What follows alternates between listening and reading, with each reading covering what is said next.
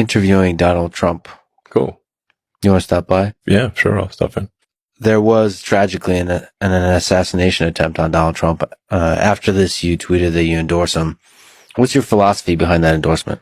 What do you hope Donald Trump does for the future of this country and for the future of humanity? People tend to take, say, an endorsement as, well, I agree with everything that person has ever done their entire life 100% wholeheartedly. And that's not going to be true of anyone.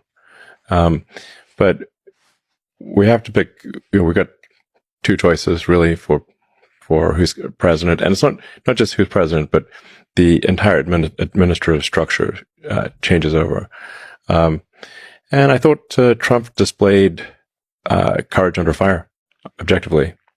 He's just got shot. He's got blood streaming down his face, and he's fist pumping, saying "fight." That's impressive. You can't feign bravery in a situation like that. Most people would be ducking. There would not be, because it could be a second shooter. You don't know. The president of the United States got to represent the country, and they're representing you. They're representing everyone in America. Well, you want someone who is strong and courageous to represent the country. That's not to say that he is without flaws. We all have flaws, but on balance, and certainly at the time, it was a choice of, Biden, poor guy, has trouble climbing a flight of stairs, and the other one's fist pumping after getting shot. It's just no comparison. I mean, who do you want dealing with some of the toughest people and other world leaders who are pretty tough themselves? And I'll tell you, what are the things that I think are important? I think we want a secure border. We don't have a secure border. We want safe and clean cities. I think we want to reduce the amount of spending that we're, at least slow down the spending. Because